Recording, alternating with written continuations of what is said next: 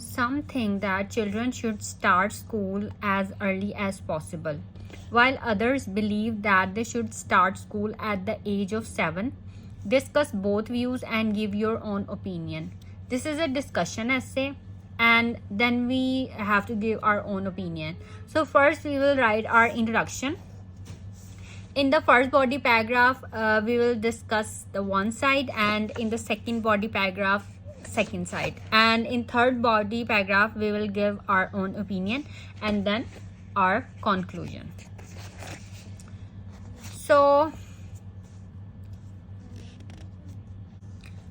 अब ऐसे प्रॉम्प्ट में जो वर्ड है वो है स्कूल.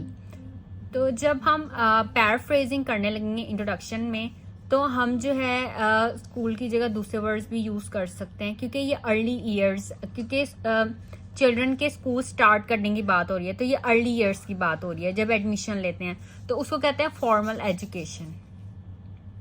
ठीक है, तो education is very important for everyone. This is a general statement. Some people think that children should begin their formal education at a very early age, 4 years, whereas others opine that the age of 7 years is the best for young people to commence educational studies.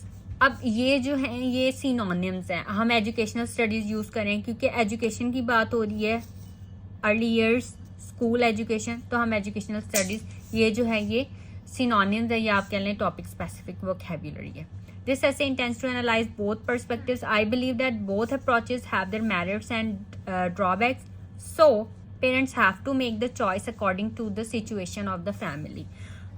अब मैंने अपनी कई videos में ये बात की कि आपने ये जो वर्ड्स है ना इस तरह के, ये यूज़ करने से, सो हो गया, एज हो गया, ये वर्ड्स यूज़ करने से, क्योंकि सिर्फ अगर आप सिंपल सेंटेंसेस लिखेंगे तो आप जो है वो 7+ बैंड स्कोर्स नहीं ले सकते, और कभी कभी तो आपके 6 भी नहीं आते, क्योंकि ग्रामेटिकल मिस्टेक्स, स्पेलिंग मिस्टेक्स, उस वजह से आपके बैंड स्कोर्स नीचे चले जाते हैं. ठीक है, और कुछ स्टूडेंट जो है वो सिर्फ सिंपल सेंटेंसेस लिखने पे फोकस करते हैं, तो आपने जो है वो वैरायटी ऑफ सेंटेंस स्ट्रक्चर्स लिखना है. तो so, where as, which, if, but, ये सब वर्ड्स यूज करके आपने complex sentences, compound sentences, complex compound sentences लिखने हैं. क्योंकि सो यूज करके जो है वो आप जो है वो सिर्फ सिंपल सेंटेंसेस लिखने से बच सकते हैं कि आप सो यूज करें, एज, ये जितने मैंने इस तरह के वर्ड्स ये जो ये कलर किए हुए हैं, ठीक है, ये आपने देखना है कि आप जो है ये वर्ड्स यूज करते हैं अपने ऐसे में. So parents have to make the choice according to the situation of the family. Advocates of sending the child to school at the age of 4 cite a host of benefits. They say that children who begin to study at a very early age have more chances to succeed in future.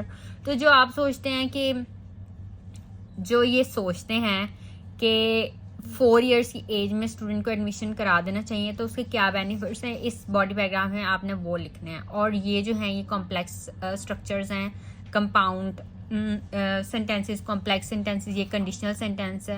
So such children get a head start in learning, comma, which definitely gives them an advantage in the later school years. Secondly, if children remain at school till 7 years, comma, they while away time in unproductive activities. But when children attend school, they are purposefully engaged in activities that stimulate their minds and encourage them to develop and improve. ठीक है, तो ये complex structures हैं और आपने भी कोशिश करनी है इस तरह के कॉम्प्लेक्स स्ट्रक्चर्स लिखने की. अभी देखें यहाँ पे वर्ड्स यूज हुए हैं, as much as possible, such as.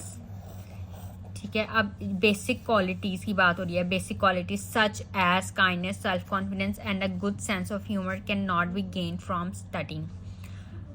अब कोई भी अगर इस तरह से कोई वर्ड है और उसकी आप एग्जाम्पल्स दे सकते हैं, तो आपने वो सच एज लिख के उनकी एग्जाम्पल्स दे देनी है. आपका ऐसे जो किसी भी टॉपिक से रिलेटेड हो. सेकेंडली, बिकॉज, इवन इफ, इस तरह के वर्ड यूज हैं. Even if, even though, okay, ये भी कंडीशनल सेंटेंस है. If I believe that if families are nuclear and both parents are working, then the age of 4 is better.